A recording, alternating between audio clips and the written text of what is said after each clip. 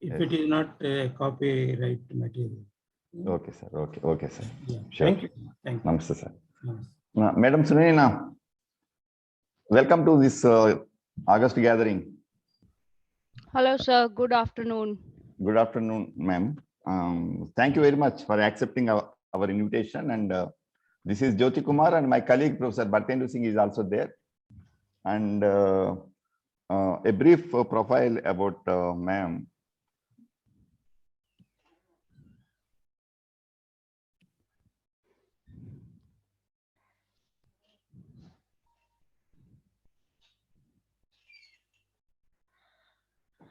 Professor Sunaina Kanojia. She is a professor of finance and corporate governance, Department of Commerce, Faculty of Commerce and Business, Delhi School of Economics. And she has been appointed as officer on special duty for the Institute of Cyber Security and Law, University of Delhi.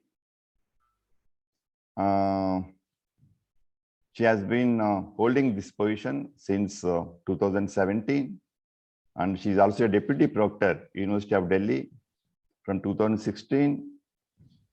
And she has been a member of Academic Council of the university. And she is a member of IQAC in Delhi University.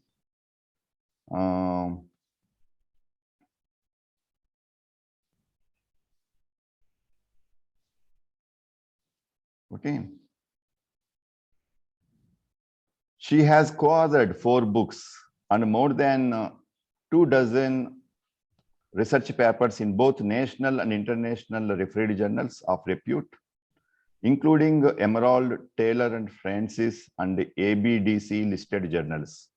Her papers on dividend decisions, corporate governance and e-governance have been adjudged as best papers in the International Conference of Christ University and Liverpool University, UK 2017, University of South Florida, USA in 2015, National Conference of VIPS 2014, Delhi.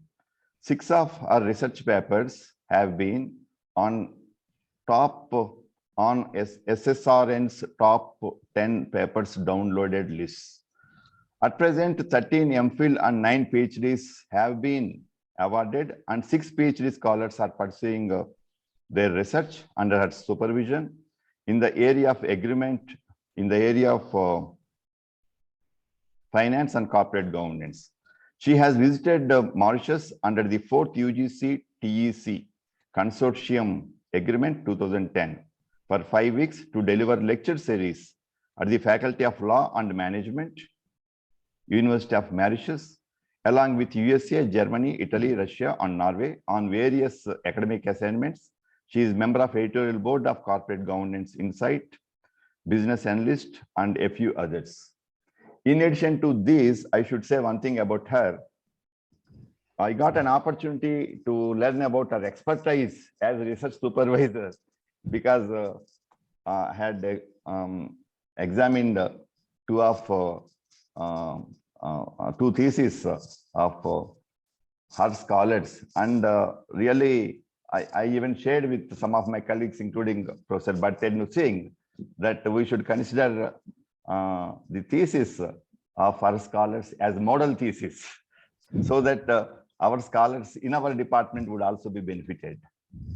Meticulously, you did a meticulous job, madam. Meticulously supervised those theses, and I could understand your quality orientation and your appreciation and commitment for quality through the thesis supervised by you. Thanks for accepting our invitation, and this is a small gathering of 40 faculty members belonging to commerce, management, and economics. They are from different states in the country, and but as per our HRDC norms, they don't have a chance to interact with you through audio, but they would give their comments or observations or questions in Q&A box and the chat box, and towards the end of your session, you may respond to those queries, and My colleague, Dr. Professor Bhartendu Singh is also there. And the only thing is, please allow us to leave after 10 minutes because we have to hold the Board of Studies meeting from 12 onwards. Now I don't want to stand in between you and the audience. Now it is your stage, ma'am. Thank you, sir. Thank you, Mizoram University HRDC Center. Special thanks to Jyoti Kumar ji. Professor Kumar has been kind with his gestures and words, and we are just trying to have collated our research with our students in such a way that they can be part of international literature building Okay. process. So we are also in the learning stage. All these interactions with different faculty members, students, and faculty or college scholars from different universities is a medium to interact and get to know different perspectives. So I really thank you for giving me this opportunity to have a quick interaction with the faculty members, especially from the different parts of country who have been gathered with the efforts of your university. And I'll be sharing a little piece of knowledge which we have been able to gather in last couple of years, because this is something which is little a little departure from the academic discourse which we have been following in finance. And most likely the practitioner's view is there in coffee can investing. So it's just a discussion, not a lecture. Please feel free to post your queries, and I'll just have a look in between the Q&A box if there is any question, and you can raise your hand if you have certain queries which you believe that should be answered first before I proceed to the next level of understanding. So I believe this will be helpful to all of you in your individual financial planning process. We strongly believe that whatever research we do, it should enable us in better decision making in our individual personal lives, and also to help the lives of people who are around us. So that's what we aim here. And largely whatever we do, we try to cater some social problem or a problem which persists in our society through our research. That's what our objective is. And let me start sharing my screen. So whatever small I have gathered in a slide, I can share with you. uh,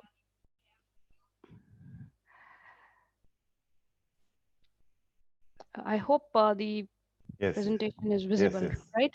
Yes, yes, no problem. Please carry on. Okay, so because there was internet issues, so I have kept two screens on. So my video is coming from another system, and this PPT is being coming from another system. So in case there is a lag of visibility and audible content, please pardon me. It's fine, ma'am. Please. Yeah, it's Okay. fine. No problem.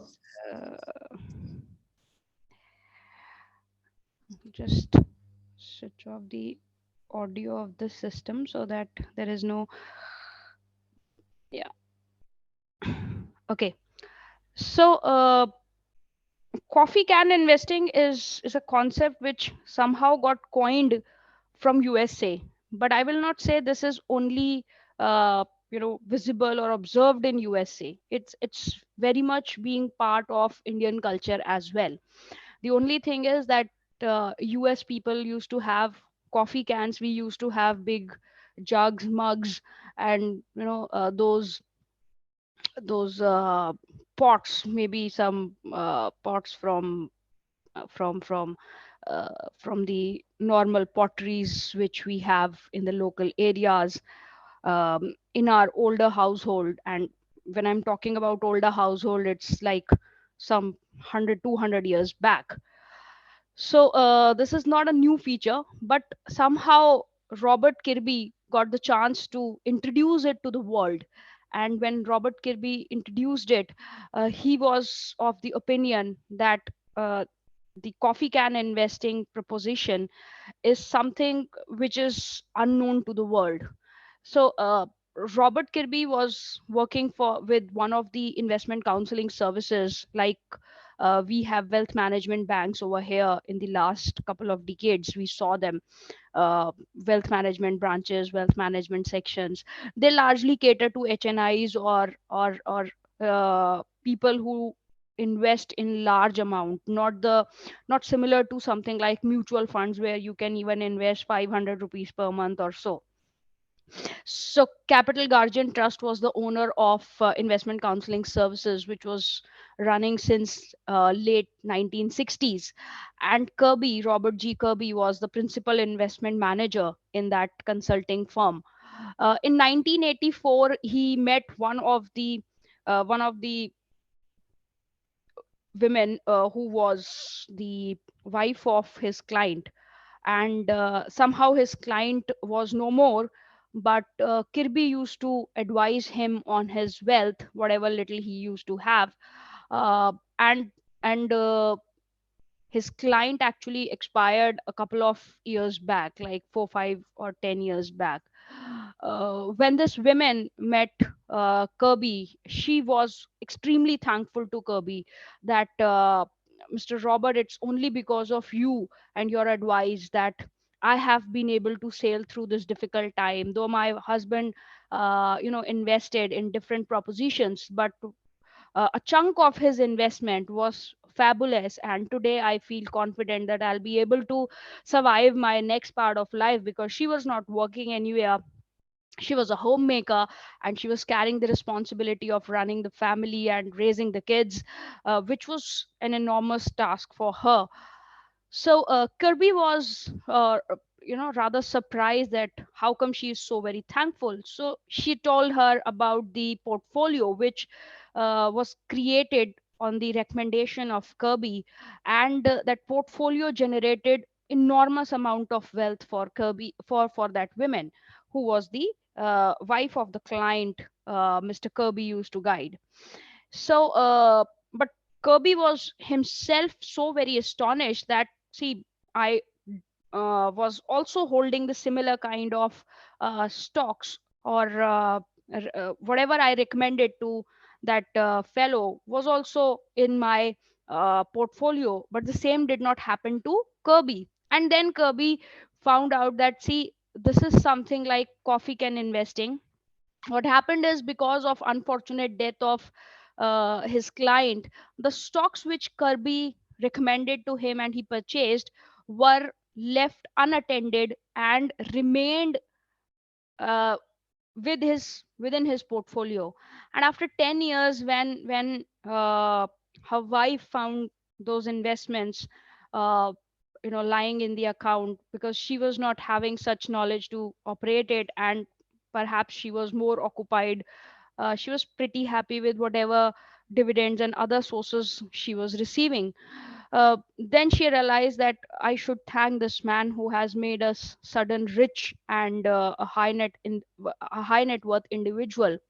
So what Kirby found was that the same stocks which he found were worthy, but just holding them for about more than 10 odd years created a vast wealth. And that's why he coined this term coffee can investing. Now, the point was that how come coffee can investing, similar to what was prevalent in India, or whether it could have been in India, or why can't uh, we have coined this thing. So perhaps coffee can was the only thing which US people were used to have. This is a sample picture of coffee cans. These kind of cans are do available in India as well, and people do keep their stuffs here. But it used to be there earlier in USA, without much augmentation of Western products in India. We used to have our own pots and different kind of potteries, मिट्टी के बड़े बड़े या कांसे के बड़े बड़े pots, घड़े, सुराई type के, you might have seen them in the movies of what was that movie, Khulja Sim Sim, and you find all those big uh, pots and all those things, filled with coins or gold or currency, uh, or even other commodities, right? The concept is similar, that before the banks came into existence, there was nothing which used to keep something for future. There was no avenue of paper money or paper commodity. So people used to hold commodity or money in the form of their existence, uh, in physical forms. And therefore, after a long period of time those things used to get accumulated and became of huge value, because commodities have this specific feature that they raise their value of purchasing power over a period of time. But whether the commodity in a physical form will be able to cater to same thing, beating the inflation, that's another question. But yes, it used to be there. uh, so from there itself, coffee can investing emerged, that as people used to do in history, that they used to pick up certain precious commodities which were going to have their sheen forever. uh, they used to keep it and forget it for years and years, and they used to believe that till the time this particular pot is there in our house, there would be no bad times, or there would be no bad financial exigencies which we will not be able to face. A similar context was applicable to USA, that people thought that whatever amount they are having as savings, they used to keep it in their coffee cans and uh, keep it inside their mattresses. So in that case, they would be having coffee can investing over a long period of time. Now, the same approach, when applied in stocks, becomes coffee can investing rather than coffee can saving. So from saving, how this function of saving is transformed to investing, because we read in economics that how investment is a function of saving. So channelizing this function of saving into investment is a big dilemma, and people need to understand that how couple of factors influence coffee can investing, not only in India, across the globe. Uh, but when we are talking in Indian markets, how these stocks can, or how this particular technique of investing can be replicated in coffee can investing. This lecture or talk is largely based on the facts which are shared in one of the literature written by Mukherjee, Ranjan, and uh, Unyal. Uh, that's a business book, business literature, which was published in 2018, or early 2018. Uh, we are having certain set of data which are shared through the website of marcellus.in data structures, and also the results which are shown through this literature book, which is on coffee can investing. So when we talk about coffee can investing, what exactly is looked at from the perspective when we share it from Indian views. So is that true that we can replicate this coffee can investing in India as it is, or we need to have something else which restricts it? So a lot of global literature, as I have read, or all of you from finance, or even those who are not working in the domain of finance, have read in their undergraduate or postgraduate or PhD degrees, that that set of literature is actually little distinct and a departure from what we do as practice. Because you may find a lot of advertisement these days with a nomenclature of investing in stocks, investing in mutual funds, or investing through professionals, and so on and so forth. So the primarily the main input over here is that, is investment everyone's cup of tea? Yes or no? So if you think it is everyone's cup of tea, or if you think it is not everyone cup of tea, you can just share it in the chat box. I think chat box is enabled.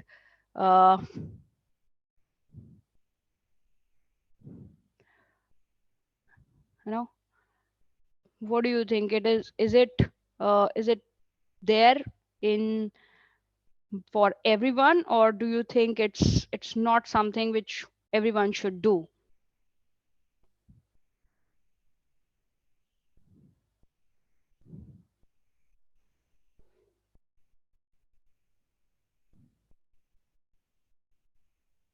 Oh, I can't see any message. Yes or no?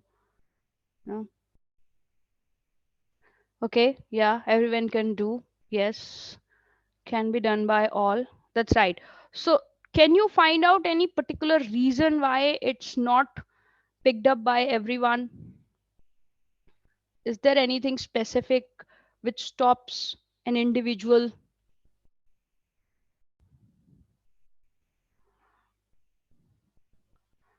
How many of you know Warren Buffett? Fear, lack of knowledge. Okay, some of them have written fear, lack of knowledge. That's right. How many of you have known Warren Buffett? Just raise your hand. The raise of hand will show yes, you have heard about it. Yeah, yes. So just one. Okay.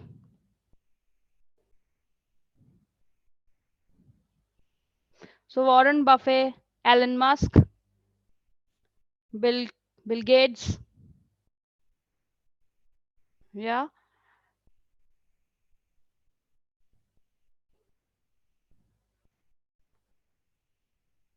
These were international names. There are many, but these are the most famous ones. Then how many of you have heard about Rakesh Jhunjhunwala, Mukesh Ambani, Rahul Bajaj?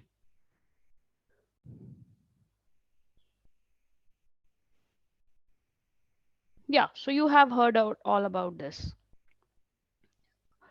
Okay, so is there anything which is common which you can figure it out, that who all are they?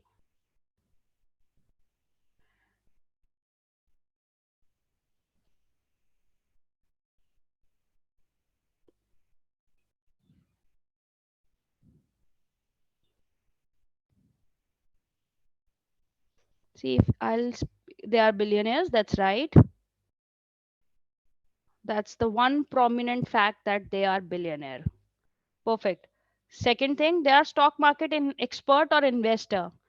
Uh, they are successful investors. That's right. Can you give me one name who has been a billionaire uh, and have matching wealth? They are big investors. That's right. Have matching wealth, and they invest in house property or gold, which has been the maximum, uh, you know, uh, uh, which has been the preferred investment alternative or asset which is preferred. As per RBI data, 90% of Indian household savings are in real estate or gold.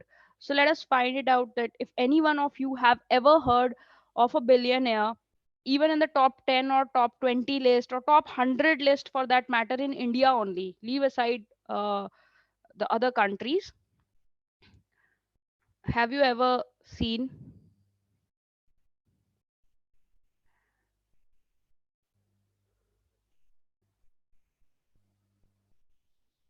Who is KP Singh? What does he do?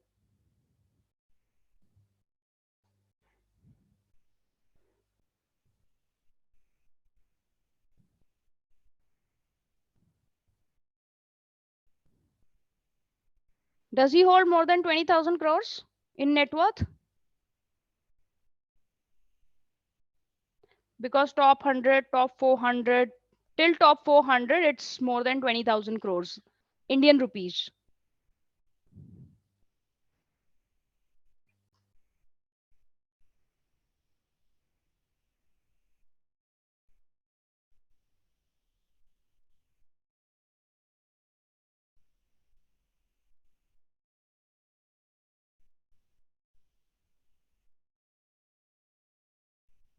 KP Singh of HDFC Bank is an investor of HDFC Bank, and he holds a large stake in HDFC Bank. His primary wealth comes from the stake of HDFC Bank. I'm asking from house property. Adani also is the has come in the list of billionaires just because of the stocks he hold in Adani Enterprises and different companies of Adani Group which are listed. Prior to that, he was nowhere. Somebody who holds gold or real estate in matching of 20,000 crore of worth in India, because that's what people say uh, is the biggest money churner in India.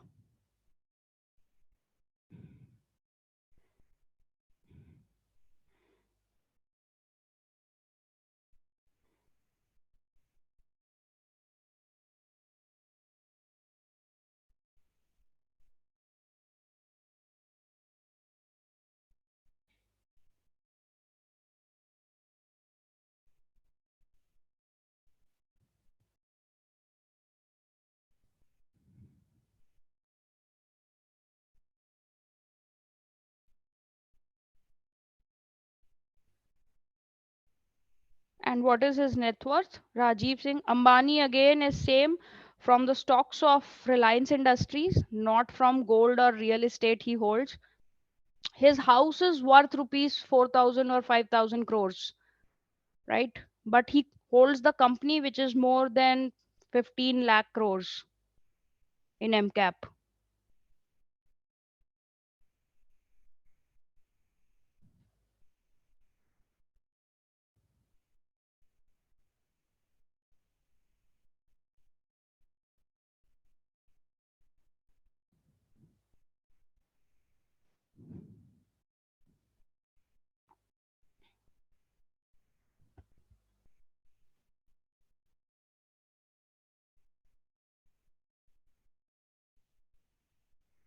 And perhaps KP Singh is the developer of DLF, right?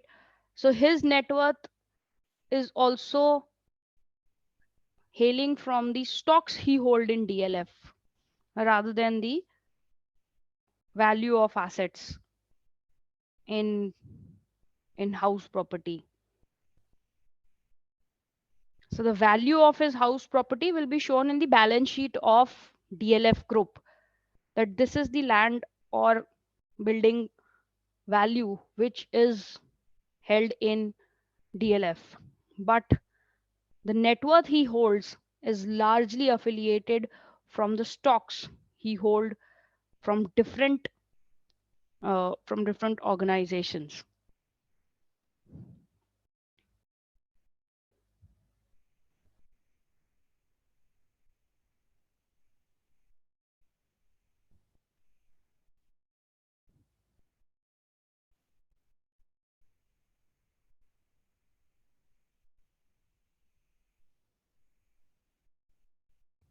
So when you compare these people, now suppose you say Rajiv Singh, right, and Ambani, there is a difference of multiple times. So Rajiv Singh's net worth comes out to be somewhere around 50-60,000 crores because of, again, the stocks he hold in the company of real estate development.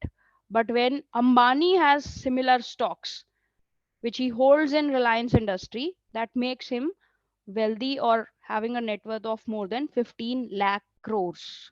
So one side it is 15 lakh crores and another side it is 60,000 crores, right? So compare 15 lakh crores versus 60,000 crores, right? Same. Arcelor Mittal Group, Lakshmi Mittal is the owner of Arcelor Mittal Groups. The net worth of the company which he owns, which makes steel, iron, real estate, and other companies as well, it's a conglomerate of UK. The net worth of house property or land building which he holds is way too less as compared to the net worth he derives from the stocks he hold in his company.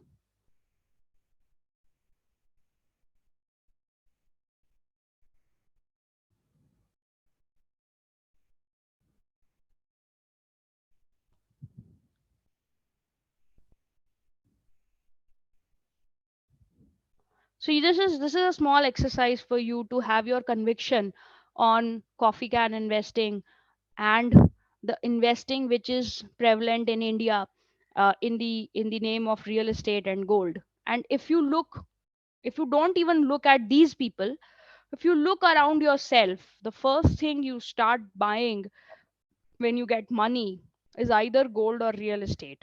If your parents ask you to save something and get to have certain things which are going to give you savings orientation, is primarily primarily gold, life insurance policy, or perhaps the real estate, so that you do not spend much on certain things and get to save.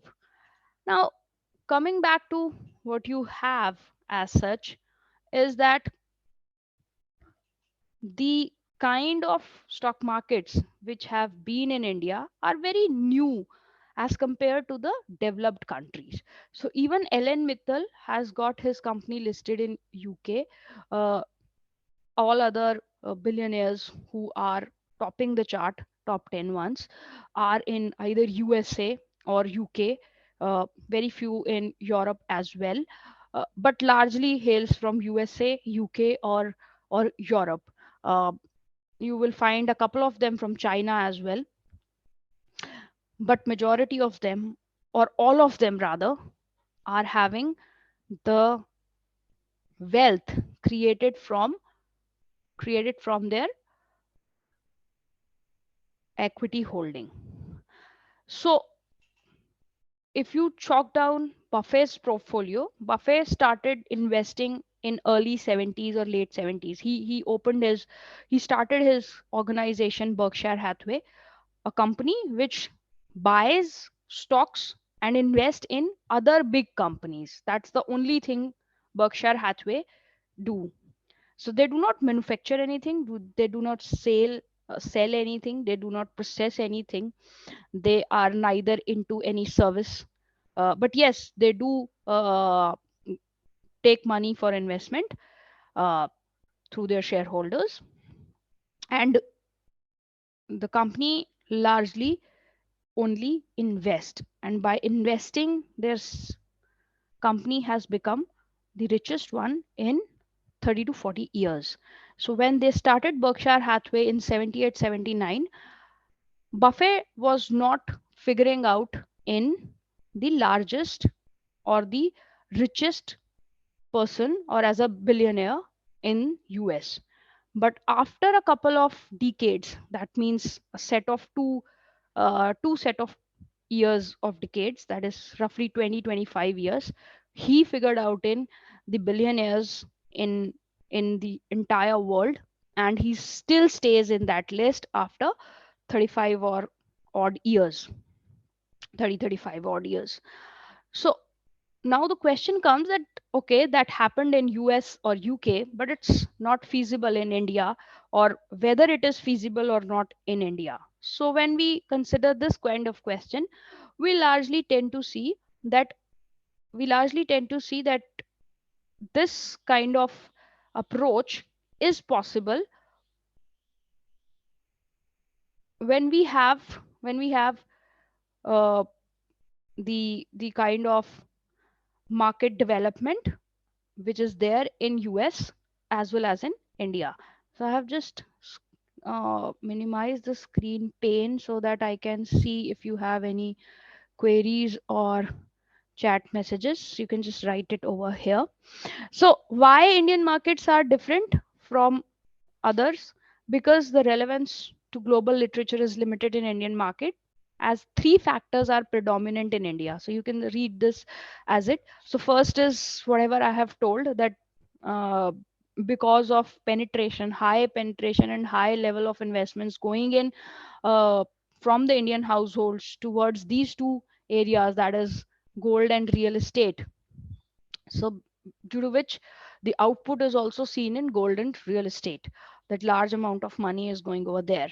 Then there are the culture of stocks and stock market investment is only 2 decades old, and there is lack of conviction, not in all but certainly in few of the people, and few of the people are those who have lack of awareness, or they have lack of conviction, I would say. Because as far as awareness is concerned, somebody and from somewhere you have already heard them, so these are the names which you have already known. People think that yes, it's not rocket science, everyone can invest in stock markets. But if you ask yourselves, those who said yes, or those who write these kinds of name, Ambani and other big investors, or even for that matter KP Singh or Rajiv Singh, if you read about them, you will find that their net worth comes from the stocks of the company which they own. It's not from the property which that company owns. That would be only partial, carrying partial value of their net worth.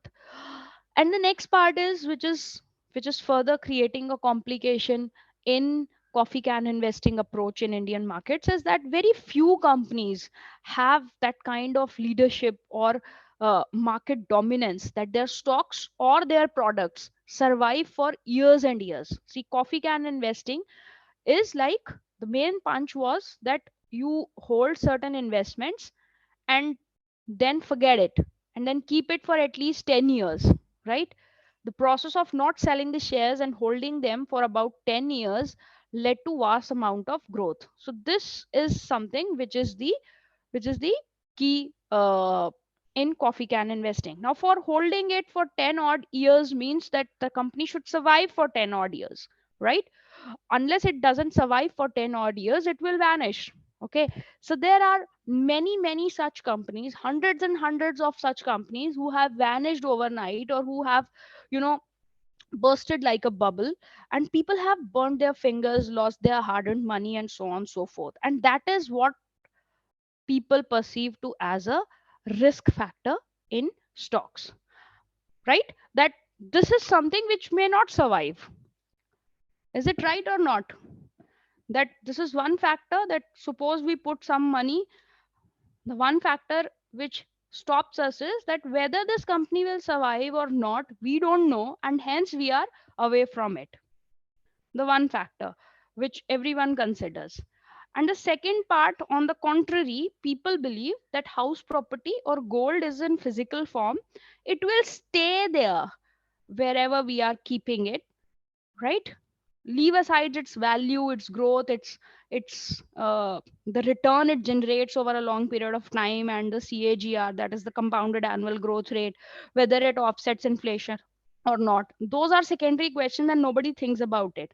So the two things people think is that whether the company will survive, and on the contrary, there are set of class of assets which is for sure is in front of our eyes and going to survive.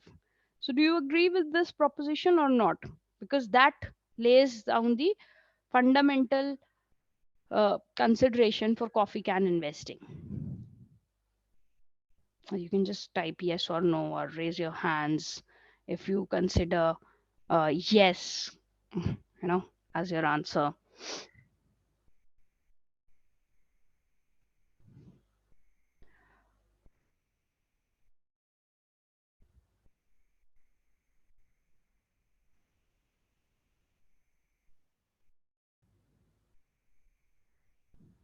No one thinks this, or no one is having any view on it.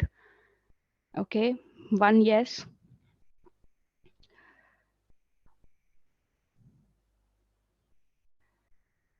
That's it. So if we just check that, suppose there is by any mean this survival risk is removed, there will be a change. Why? Because the other set of investment alternatives, they just give you a very bleak rate of return. So suppose we find out the return generated by real estate in India over 10 or 20 years.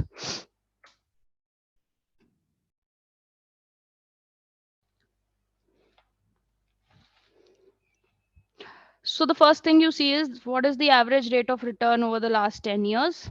So it is 10%, 9.5%, right?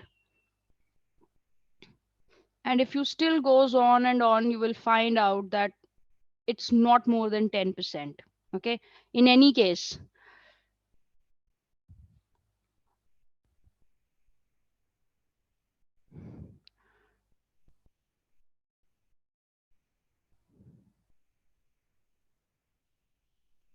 so in the last 5 years, it's 5.5% per year. This is the rate of return. And this is the image which shows from 1 year real estate return in percentage from 2011 to 2020, right? And this has also been a curve which you don't want to see, especially in stocks, right? We all believe that this kind of curve is only visible in stocks, right? And this is despite the fact that the house property or the real estate is in front of your eyes. Okay. So this was just one example. Now let's get back. Let's go back to this. So this is what 17 years of data is there. That suppose you started investing in year 2000, what would be the return in the next set of 10 years if you have invested in stocks instead of real estate? So this is the return of Sensex. That is, if you have invested in passive investing, that is index fund, that is in either in Nifty or Sensex, the lowest has been 6.5%, which is still roughly, I would say, 20% higher than what real estate has given us in the last 5 years. This is what CCP, that is coffee can portfolio, that those companies who qualify to be called as companies suitable for coffee can investing. Not every company is suitable for coffee can investing. Please note, not every company is suitable for coffee can investing. So what kind of company is suitable for coffee can investing? We will be looking at its features, that how we can look those features, that this is something which we can call as a coffee can investable or coffee can company or a coffee can portfolio eligible company. Or how do we quantify it? That suppose somebody says that a company should live long, you know, the company should remain in existence. So how we will find out that this company will remain in existence from a numeric number? Like we want number. We know that 5.5% is the rate of return from a fixed deposit every year. If we pay tax 30%, we get to have somewhere around 3.75% net off. That is the CAGR from fixed deposit. That's the favorite of retail investor. That's the favorite of 90% of people sitting in your batch of 45 faculty members, right? If you look at your own single portfolio, whatever savings and investments you have done, you will find that it is largely tilted towards real estate, gold, and fixed deposit. And three of them do not give, all three of them do not give, never ever give a return which is over a larger period of time higher than 10 to 11%, right? And fixed deposits are the ones which have been giving and now onwards will be reducing henceforth to 3.5 to 4%, keeping your tax bracket in mind. So real return from fixed deposit, FDR, a certificate of deposit, is roughly around 3.5 to 4%, right? This is what coffee can portfolio has done. So 22% over a period of 10 years. That means somebody who started, who invested in year 2000 and held till June 2010. Somebody who started in year 2001 and held the investments till June 2011. And 4 to 14, 5 to 15, 9 to 17, 10 to 17, right? Because the book was launched in 18, so they have kept it like this. So even if the time period has reduced to 7 odd years or lesser than that, still the returns have been much more than the lowest return of even Sensex, and leave aside, what your fixed deposit or house property have done. So if you compare the similar thing with your real estate, you will find it out that it's a myth. So if you can just look at this, you can take a snapshot of this expert or exhibit is from the book Coffee Can Investing, published in 2018 by Penguin Books. It's a business book basically. It's not an academic book. And uh, you will find this particular table in it. But this is an eye opener or a conviction generating fact figure, that what exactly can be given uh, through coffee can investing companies as compared to what has been received even from the best of the real estate or gold, right? uh, any question from this particular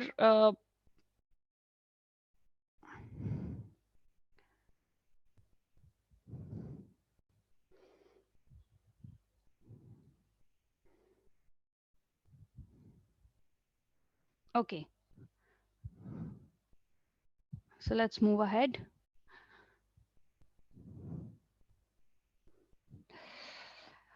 Now, why only 10 years?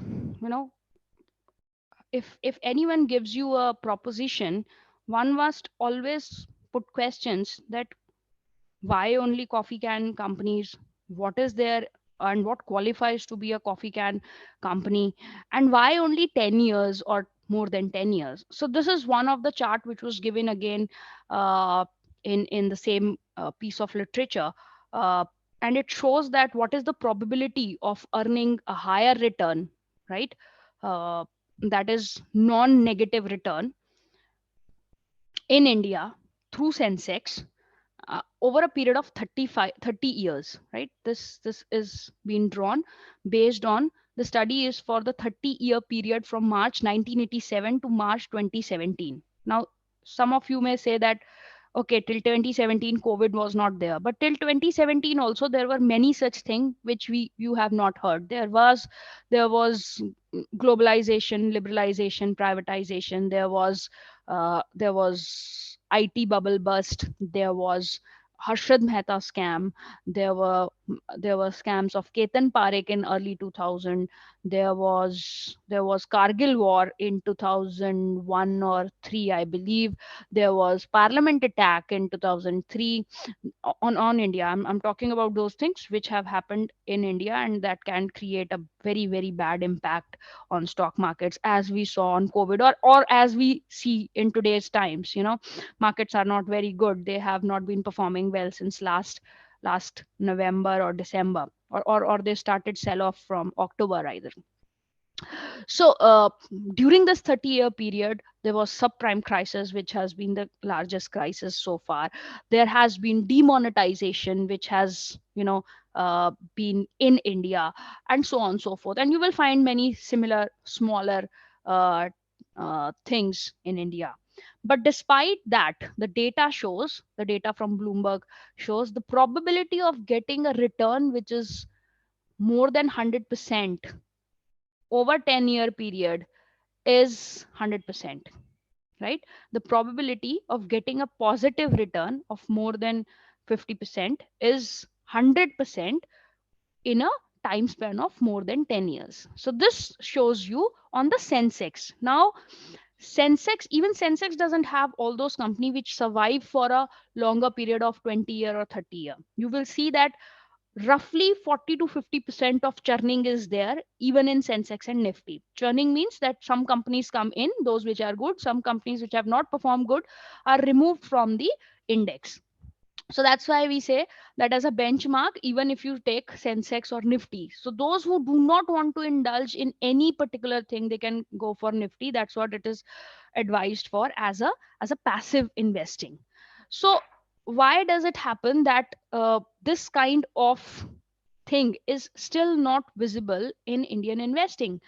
So when we have seen a 30-year data, the 30-year data shows us that because the coffee can approach is seen over 10-year period only is the one which gives us the probability of getting 100% positive return, right? And what could be the percentage of those positive return that is being shown over here? It could range from the lowest is somewhere around, you can see it's 14% is the lowest, 14.2% is the lowest, and the highest you can just see 32%, 32%, 33%, and many 20, 18, 19, and so on and so forth.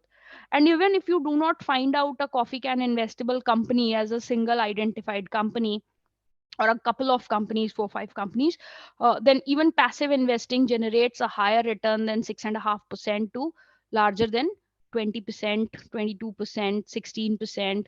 So you will find out that more than 12 to 13% return is generated on an average from index funds as well over a 10-year period, right? So this is there. Now what kind of amount is generated? you know uh, you will say that we have seen on Google that the highest return is 10%, and you are showing that index is also giving 6.5% return in 15 to 17. That is only a 2-year period. So the probability chart shows that in a less than 10-year time span, there is a probability that you can earn a return of roughly 70 to 50 to 70% probability that you will earn a positive return. So the return is positive. The fear of not seeing this particular investment over a period of time is not actually there in the last 20 years data, right? So how to identify these great companies or companies which can be qualified for coffee can investing? So when I say coffee can investing, I simply mean that a company which has the stocks has been purchased on a particular date and has been kept as it is without any selling for at least 10-year period, right?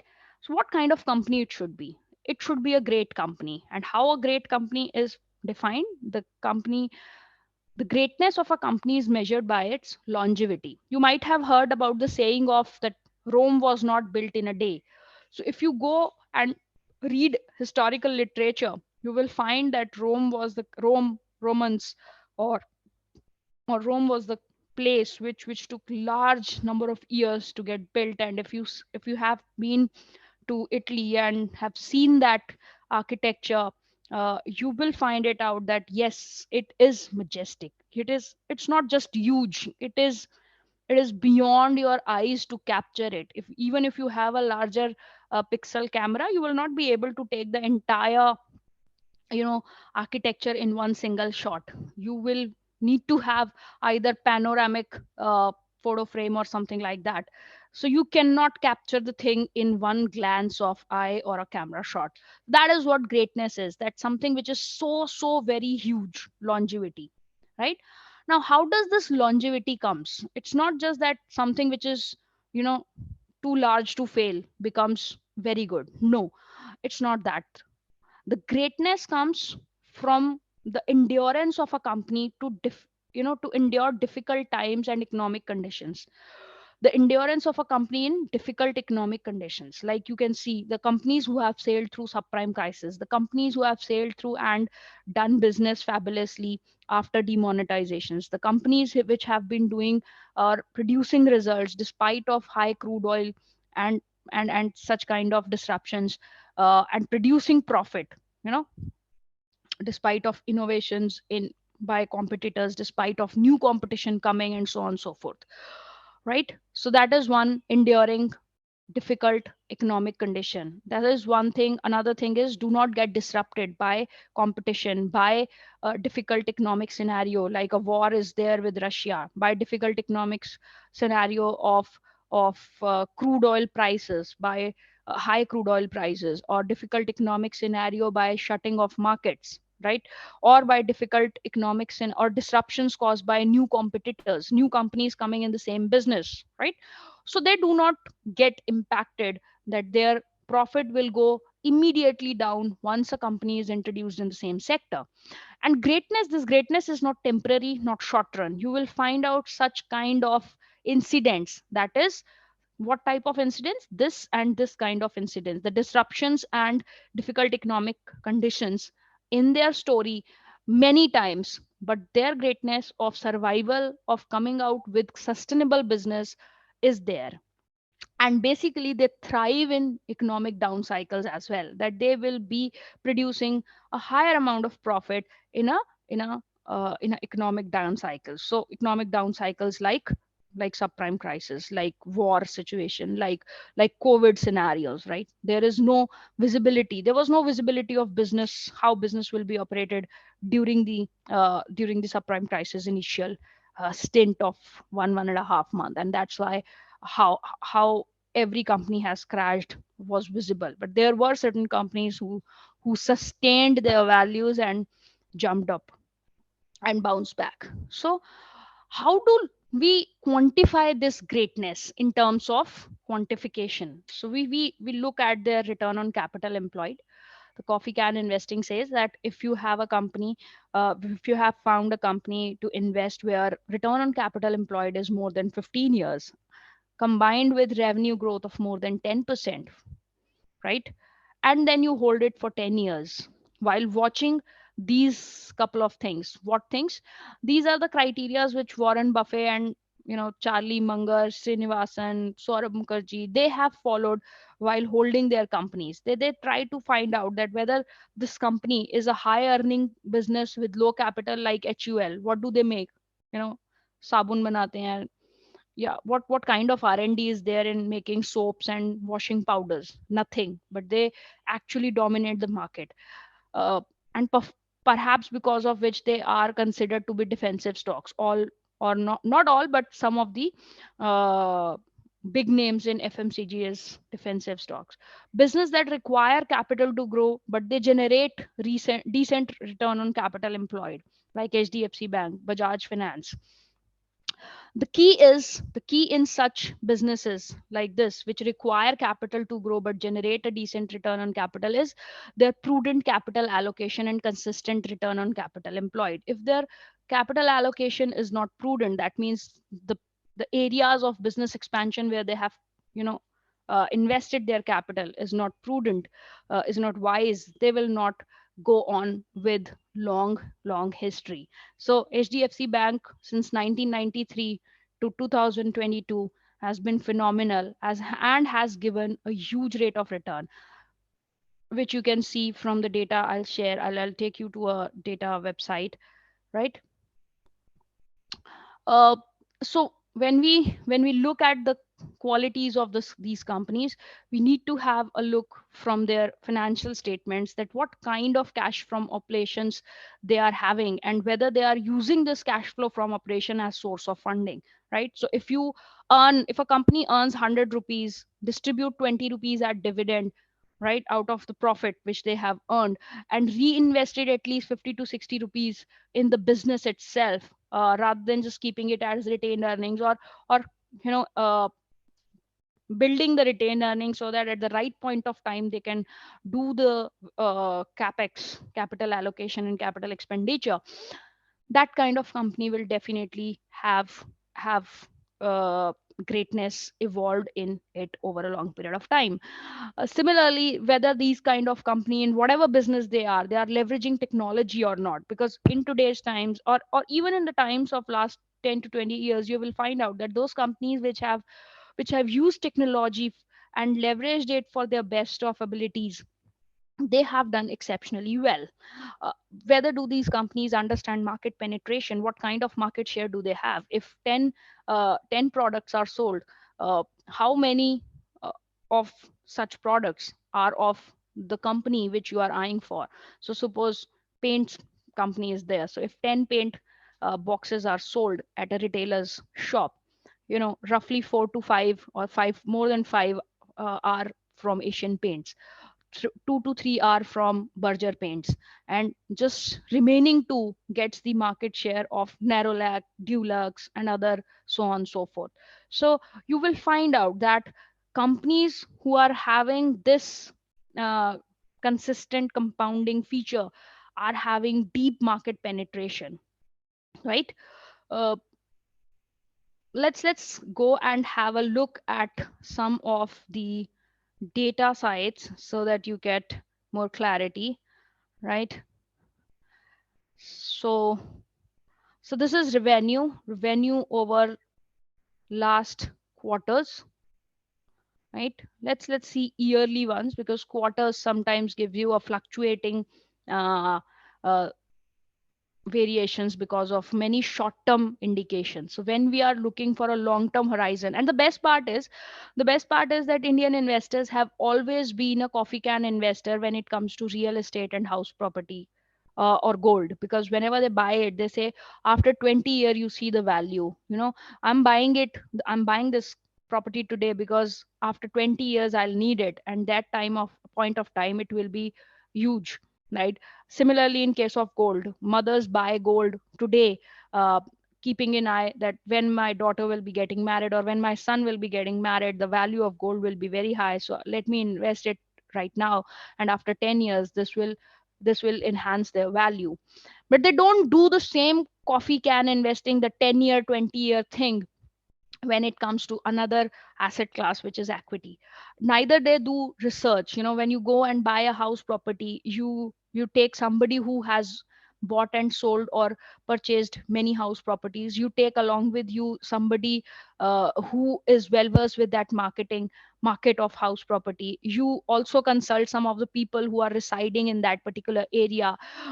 Person who is buying a house property tend to discuss it with different people, that whether this kind of buying or selling is good enough or not, and so on and so forth, right? So there is a discussion, there is a research. But when you go and buy a stock, zero research. You even do a research when you buy a cell phone, but you don't bother to research for a company. You just act on a tip. You means people in general, and that's why they land up in fake companies or companies which will never do compounding. Because when you filter these companies on the basis of prudent capital allocation, return on capital employed, revenue growth, you will find out that these companies do not, there are hardly 50 companies out of the group of 5,000 listed companies. 50 companies, I repeat, out of the group of 5,000 companies who are having a competitive advantage. So this is what the sales growth has been for Bajaj Finance. In the last 5 years, it has grown 26%. In the last 3 years, it has grown 20%. There has been some data disruption or revenue or data mapping going on. Otherwise, this is also visible as more than 25%. We are looking for a revenue growth or sales growth of more than 10%. But India is a country which can give you a revenue growth of more than 20% also.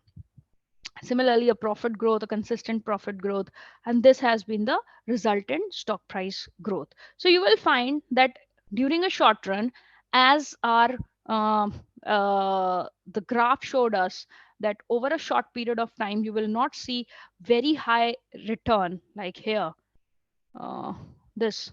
So the probability of getting a positive return 50%, that means you may get it, you may not get it. 50% probability is this. So for a week, for a year, so even a year, it is only 60 to 70%. So 70% you may get a positive return, but 30% is still there that you will get a negative return, right? But if you see this particular graph or uh, return matrix, you will see that this is something which is similar to your saving bank account or fixed deposit if you fall into 30% bracket. But if you look at the prior years, right, these gives you an indication that yes, they have performed it. Now, past performance is not the guarantee of future performance. So what you need to see is the capex or capital allocation. What are the key points? What do they do? So this is a company which came into existence in 1987. It has more than 1,47,000 crores of asset under management. It's diversified lending. So its consumer lending is 36%. Its mortgages are 33%. SME lending is 13%. Rural lending is 9%. Now I will just bring your, focus, or you know, whichever mall or online shopping platform you have visited of late, you will find out that if you go to that place, you will find furniture on EMI, you will find mobile on EMI, you will find You will find computers on EMI, washing machines, consumer goods and all those things. You will find travel trips on EMI. All those things are financed by Bajaj Finance. You will not get a loan from a bank for these things, right? Have you ever applied for a loan or received a loan? You cannot. Neither you will get nor banks offer this. So they have a very different, distinct market for themselves, and they have expanded in this over a period of since 1987 to 2022. So it's a non-banking financial corporation. They have their penetration in housing and depository business. They are also largest financer for Bajaj Auto. They have pan-India presence.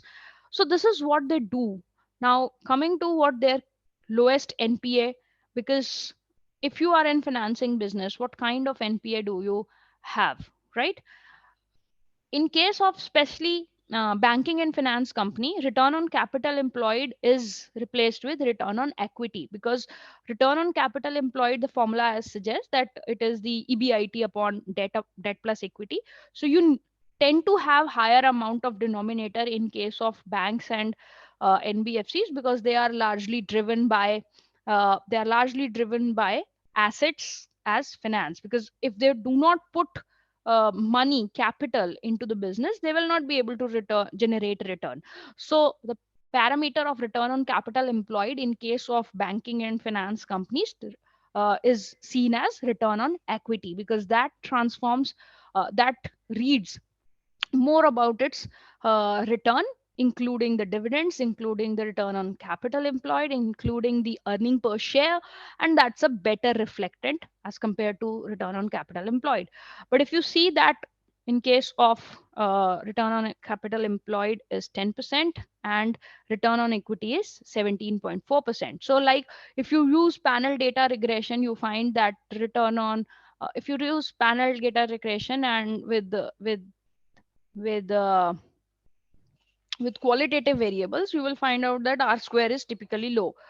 So similar is the case of return on capital employed in banking and finance. But if you see on another hand, a company like Asian Paints, so these companies I have picked up from Coffee Can portfolio itself, and yes, I do have an holding as also, but there are no recommendation as such. So you will find out that 30% on return on capital employed and return on equity is 23%. So if you go and look at the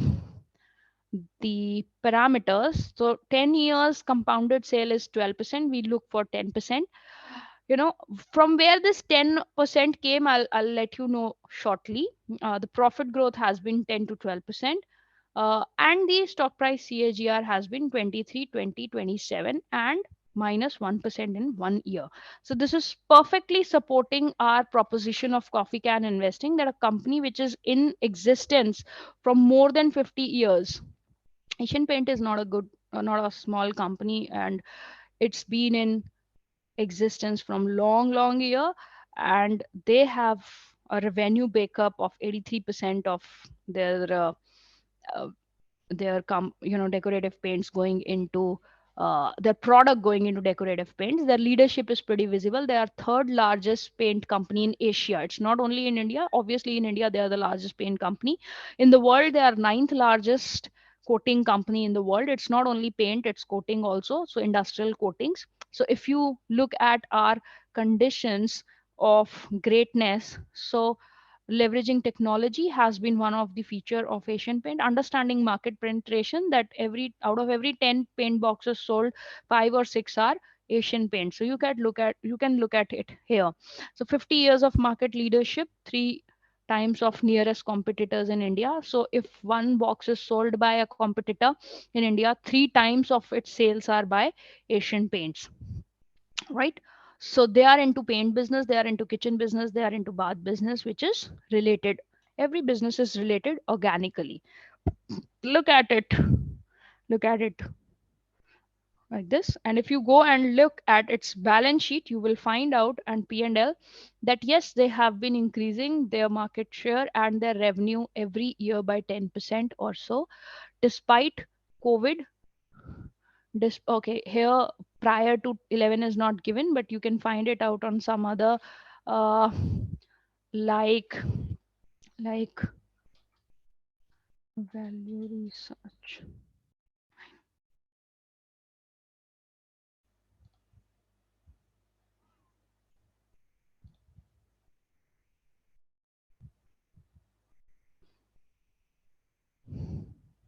No.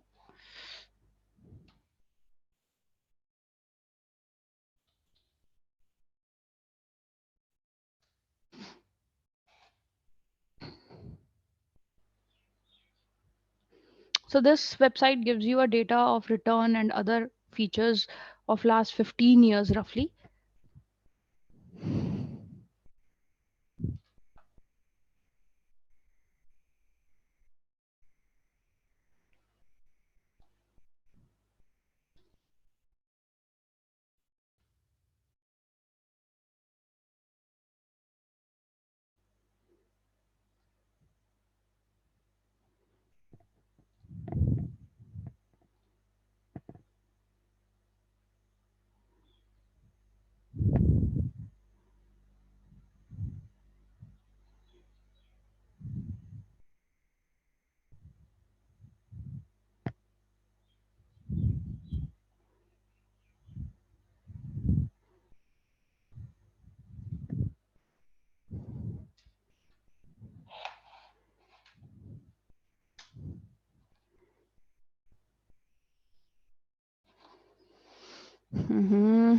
What happened?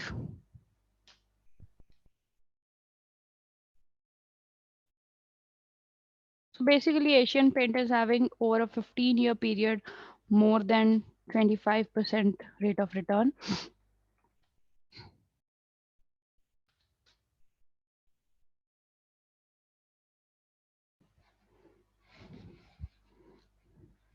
Okay, let's go to stocks. This is its international website.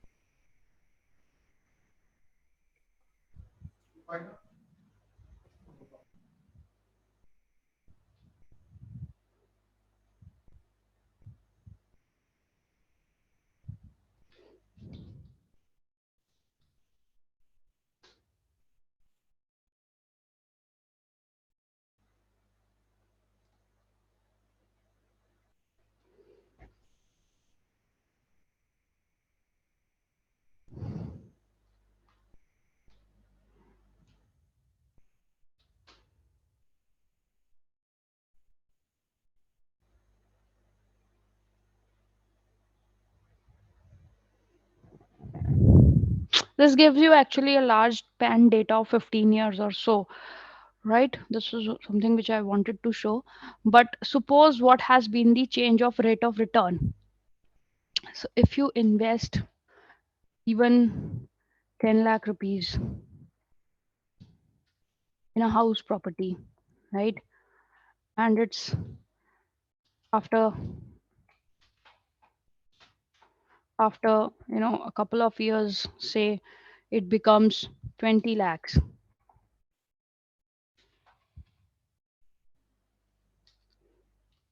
right? Say in 10 years. So the best it has given you is 7%, right?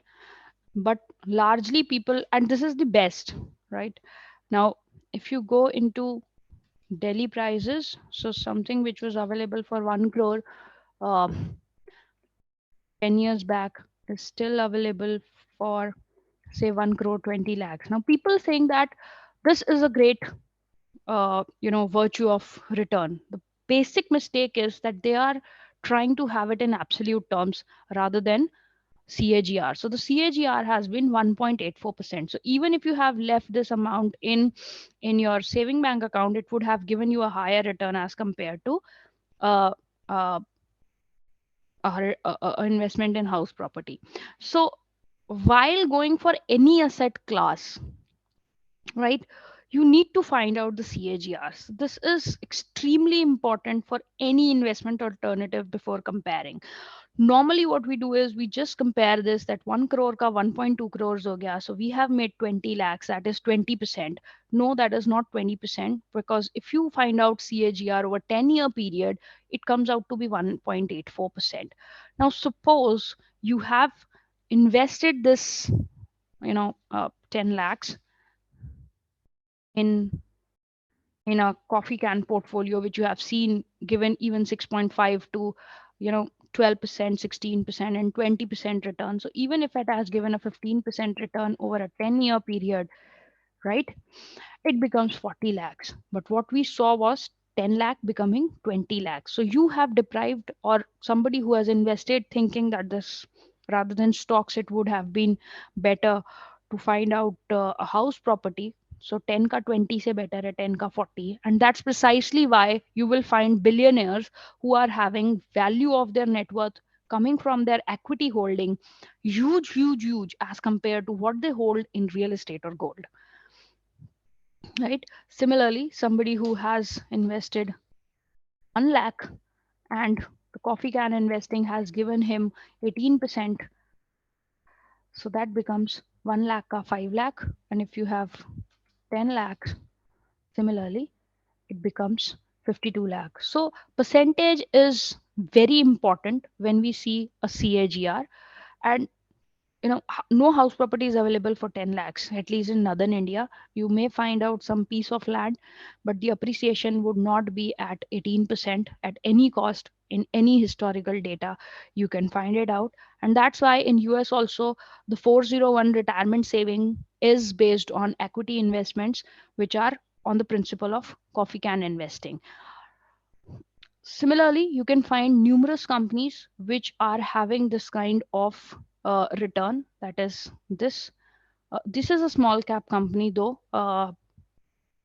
It's not necessary that a small cap company will not have a consistent compounding kind of a portfolio or disposition, but obviously a small cap carries a little higher risk as compared to a large cap company, because this is relatively a newer company which started as functioning in 90s. They are catering to all FMCG and food and packaging industry. Their key customers include ITC, HUL, Cadbury, Pepsi, Asian Paint, Berger, Nerolac. So if you get to have anything from Britannia, if you eat anything from Britannia, the packaging is done by Moltec Packaging. If you buy anything from ITC, the packaging is done by this.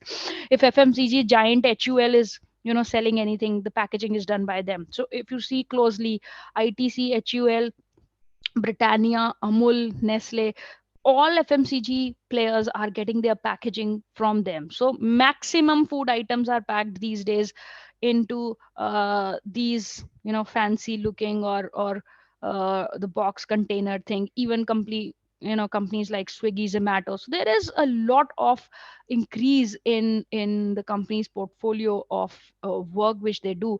So you need to read about them, then find out how does it quantify. Do you think at a company who's doing packaging for all these companies, Procter and Gamble, when it comes to paints, Asian Paint, Berger's, 10 out of 8 paints are by Asian Paints and Berger, right? Yeah, so this is what Asian Paints. So this is Asian Paints Limited ordinary share. So if you hold it for a longer duration of time, which we saw into our coffee can portfolio, let it get booted and we go back to our this thing. So what we are trying to say is capex decisions are important, but do understand that over a short period of time, we see minimalist return or even negative return in the best of the companies. So because why is it so? Because the best of the companies go for a holiday schedule, right? If you have seen that, have you ever seen a shop level worker going for a holiday of 1 month or 1.5 month or 3 months or so? No, it's only the richest one who go for holiday, but that holiday doesn't mean that they stop earning, right? This is the feature of such kind of companies, and that's why they say that 10 years holding will actually offset their holiday thing, because during their holidays they keep on, this is the indication that from January 2000 to May 2003, the value was same, 26 to 23. So it was on a holiday, 3% CAGR, right? CAGR CAGR. even in Pidilite, it was 165 to 167 from July 11 to July 12. So 1 year holiday period. Then came 600 to 603 from 15 to 16, right? Again, 1 year holiday period. Similarly, in case of Asian Paints, there have been several holiday period where they have performed marginal, and that range of holiday has reduced though. Earlier it used to be on a holiday of 18 months, then 15 months, then 15, then 12. Hopefully they have reduced their holidaying spree to 1 year, or close to 1 year, and that's why you will see that they are showing a minimalistic return in this period. What about after 2018 that we saw over here, that these companies have given a CAGR of this. So after 2017, what has happened? We have seen COVID only. So this is what consistent compounders have do since 18. So this portfolio, if you see since inception in 18, the similar kind of companies having. So this is the red bar is of Nifty return, and the blue is the index is based on the portfolio of consistent compounders. So it's 21%. Similarly, 12% to 18%. But in short run, you will see all the blue bars are not so very higher than the red bars, right?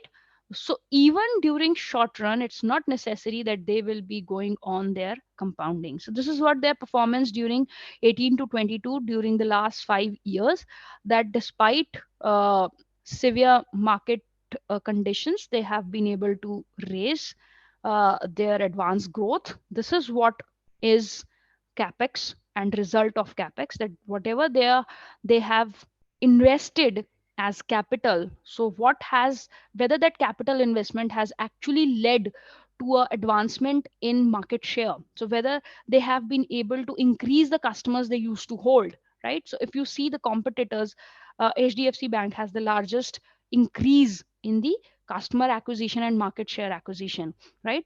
The growth has been phenomenal, growth in terms of their profits and their net interest margins. This is the deposit market, how many deposits, by how many percentage of deposits they have increased. So if there is a deposit market share growth and deposit growth, it leads to CASA is current account saving account balance, which is the minimum or least paid balances. These are the reasons of not creating wealth, that I have shown you so many things.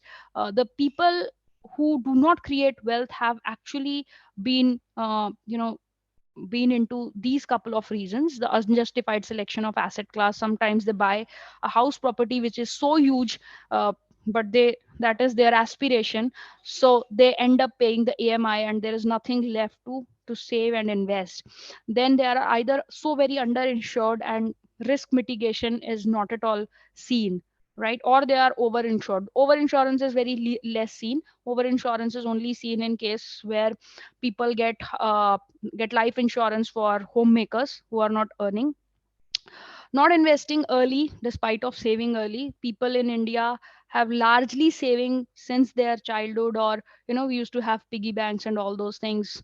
Right from your first paycheck, your parents will start asking you to save. You do save, but you rarely invest them in the competitive way, and not checking the CAGR, that is CAGR of investment alternatives. You just buy them. So majority of people having their investments are in house property, ULIPs, or one-time investment plans, and they have never bothered to see the CAGR. And most importantly, the CAGR is not so very easily visible, because the company know that if they will show you the CAGR, that will not happen. So how much you should invest in equity and how much should be there in a risk-free asset class like debt or PPF or even fixed deposit. So it's 100 minus your age. If you're 30 years old, so 70% of your savings should go into equity. If you're 40 years old, 60% of your savings should go into equity. If you're 50-year-old, 50% should go into debt like PPF, NSS, NPS, or less risky alternatives, and 50% in equity. Now, coming back to questions, if you have, this is what I wanted to show you: the performance of large cap companies like Asian Paints and others.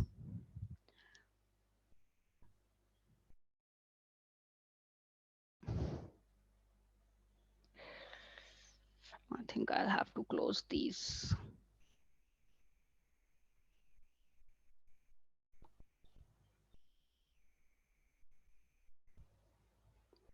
So if we have questions in the Q&A box, there are no questions, so I can just show you what I'm thinking of.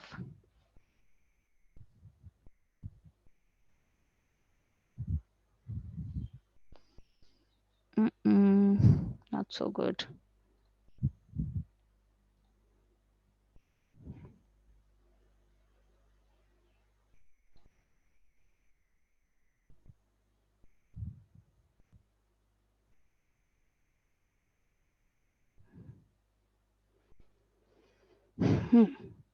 So this is what it is.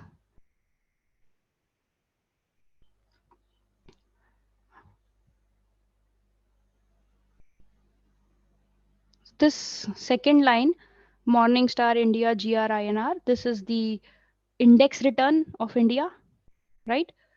That is Nifty.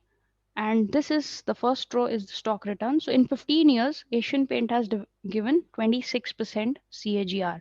So if you want to have a look at what it could have been, so just go with 1 lakh rupees at 26% in 15 years.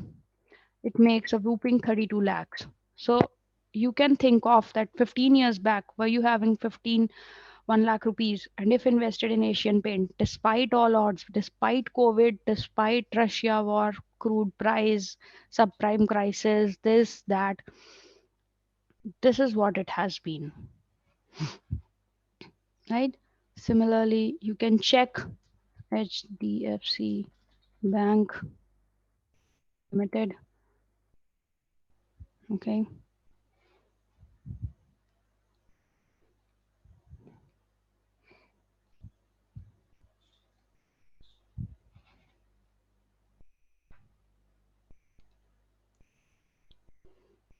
The data picking up is little slow, maybe because both the systems are running.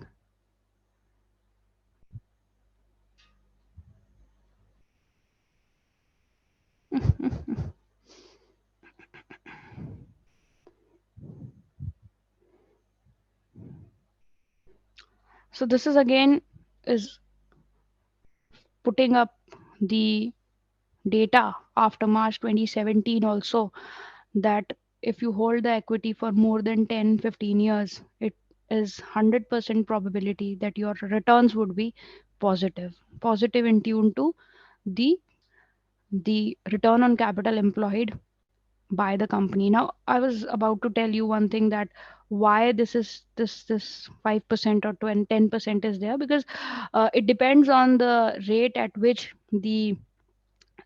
the while in the GDP is growing. So suppose it was considered that in the last decade, especially during 2005 to 2016, India's growth rate of GDP was roughly 12%. So therefore, if the GDP growth rate is 12%, the company should grow greater than 12%, right, or close to 12%. Then it has the greatness in it if it is competing with the national growth of GDP. Second thing is, like right now, if it is even 5 to 6% the growth rate of GDP, then the company should grow, at least by 5 to 6% in these years, especially the years of COVID and post-COVID. So that shows, reflect you, that gives you the indication that what should be the growth rate of the company. While investing SIP, what precautions or action need from our side mean from an individual investor?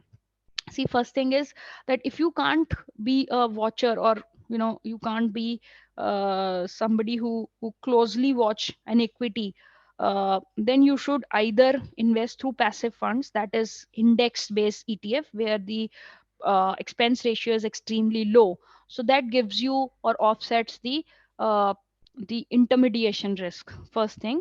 Second thing is that rather than investing through SIP in mutual funds, right, pick up such kind of great companies which you see. The best way is that find out the top revenue generating or top return generating mutual fund, look at their portfolio, okay, and you will find out that these portfolio also hold the similar companies, right?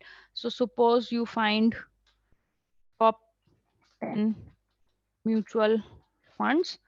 The fund schemes gives you the see Mukesh Ambani gets his rich and Indian crown back with the wealth of $104.4 billion because Reliance Industries Onco has seen market capitalization surge there more than 25%. So Mukesh Ambani rival Gautam Adani, on the other hand, has seen his group company's value decline by 16%. So it's primarily by the equity share price with which their wealthiness is associated. Okay. So you'll get to see different. So this is HDFC Bank.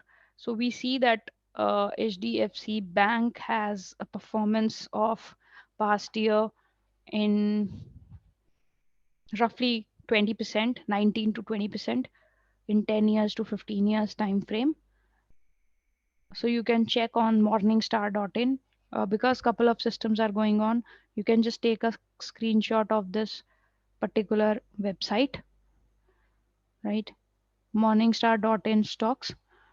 And there you can see under performance tag that what has been their past performance. So if they are having a past performance good enough, first filtration is done, but that's not the only thing. The second set of filtration is their return on capital employed. What kind of margins do they have?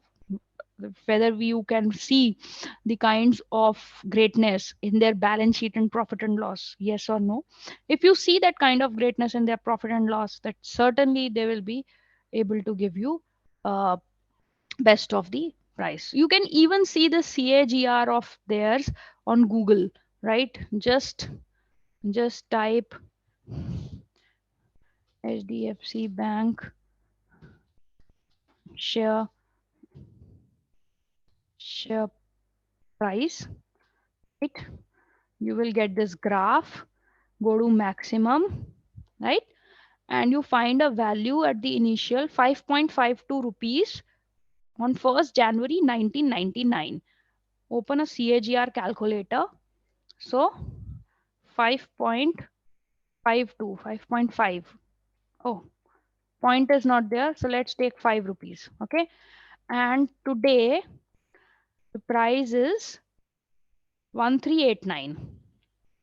Okay, this price is adjusted with all the corporate announcements, and years you will have to see 1999 to 2022. So 99, say 2009, 2019, so roughly 23 years, right? And we see the price on, this was 1st January 1999.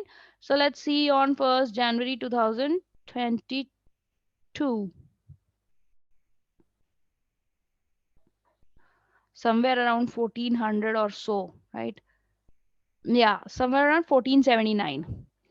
So it comes out to be 1479. Calculate. That is 28.7% CAGR. In 23 years, HDFC Bank has given 28.07% of CAGR, right? This is a very good calculator which you must use before, at least before going for house property purchase. That somebody told you that, you know, the house property here was available for 1 crore 50 lakhs, right? And today in 10 years, it's available for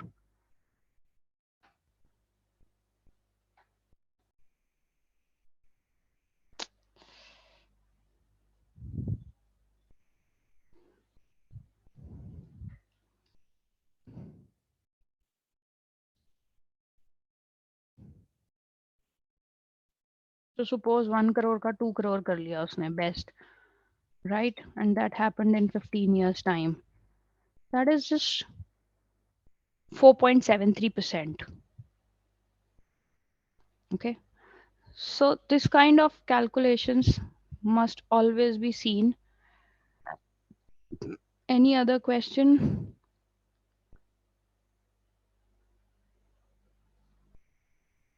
Oh, hello, madam. Yeah. It's a very, very good and interesting topic. And here, one question from the chat box again. Here, very informative, Madam. What kind of measures have been taken by the government to develop for coffee can investing? For example, like SHG and Mudra, like that. So, what kind of measures have been taken by the government to develop for coffee can investing? That is the question. Okay. Actually, government is not having any such plan to, promote one type of investing. But yes, uh, if you look right now, it is not there, I would say, because if you look at uh, markets prior to 2018, the coffee can investing was promoted by exempting all long-term tax gains from any proceeds arising from the stock market. But after 2018, government also saw that huge amount of money has been earned by people.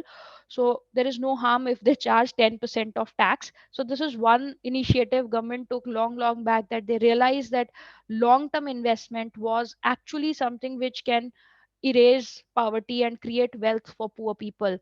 But disciplined investing for sure, and investing in companies which are having greatness.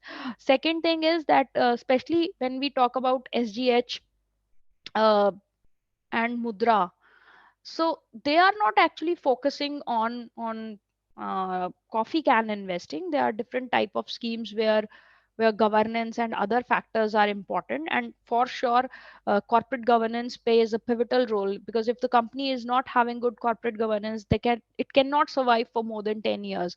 It can be very short term based uh, forte of the company, where their stock prices may do good, where their profits are also visibly good, but it is not showing any such penetration. Next important thing which government has done is NPS, for sure. NPS, because they have channelized the retirement fund, which is going to be accumulated over a period of 25, 30, 35 years of service. And with recently, couple of months back, 2 months back, there was a data which was shared from NPCI and the NPS Trust of India, which is run by PFRD, Government of India, that the first tier one type of scheme, in which the retirement corpus is there for all the government employees who have joined services after 2004. The tier one uh, scheme's rate of return is 14%, 14.5%, if I'm not wrong. And that has been exceptionally well across the asset class, because uh, and that is only in the span of 2004 to till date, that is roughly around 17, 18 years. And somebody who has actually started its NPS account in 2004 or 5 will be able to see this kind of return in their profile. And uh, and an and an XIRR of the last year's return as 10% or 9.5% or 11% or 12% even. So, if you are very watchful and observe from things, you will find out that this kind of return is not even in PF. So, PF returns are largely in the range of 7.5 to 8.2% maximum, right? But getting 2% extra return is huge, because if you again do a mathematics, you will find that over 30-year period of time, 1% makes a difference. Even at a contribution of 1000 or 3000 rupees per month, makes a difference of 60 to 70 lakhs. So suppose you are depositing or investing 20,000, 30,000 per month over a period of 20-25 years, it will make a difference of roughly, one more than 1.5 to 2 crore rupees in the corpus, which will be generated after 3 years. So this is another initiative which has been taken by government to put and to highlight the role of coffee can investing in India, especially when they give external and extended when they extend the tax norms also for NPS, that you pay roughly 1,50,000 is exempt. In addition to 1,50,000, another 50,000 is also exempt if you are having an NPS account and you contribute 2 lakh rupees. Then it is having 60% of the withdrawals exempted from income tax at the time of maturity. There are 4 or 5 withdrawal permissibilities which are given just to protect and follow the coffee can investing approach, that yes, if it's your money and if you need it in between for your child's wedding, for your child's education, for medical exigency, for home repair and purchasing, yes, you can withdraw it, but some portion of it only, not the entire money. Because otherwise, if you withdraw this early, the the beauty of compounding, the the eighth wonder of compounding will not set in for you for wealth creation. So that is, I believe, a very good initiative. And then SEBI has been into the picture. They are promoting larger and larger transparency requirements. The ETFs and exchange funds, and in fact even mutual funds, are required to uh, you know to to to to disclose their total expense ratio on regular basis. They cannot hold in cash more than 3% of whatever money they have gathered.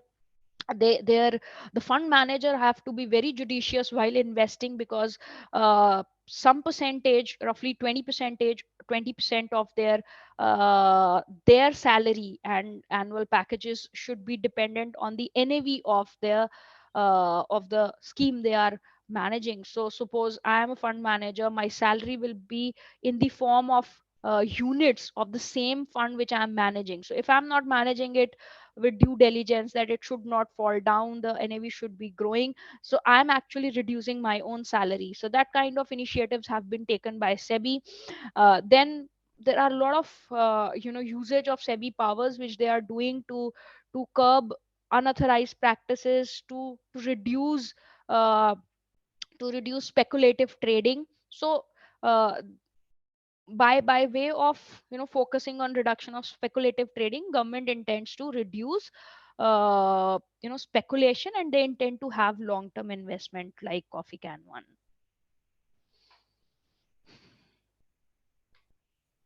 Okay, thank you so much, Madam. It's very interesting and very useful information that we are receiving today. So that is a very, very good lecture. So, Madam, once again, thank you so much. And the session will be for this forenoon will be just end up, and then we shall have lunch break. Then right after that, around 1:30 or something like that, we shall have like reconnection again. Then so we'll inform you again. Okay. Thank you, everyone. Yeah, Thanks for the thank you. operation. Bye bye. Yeah. Thank you so much.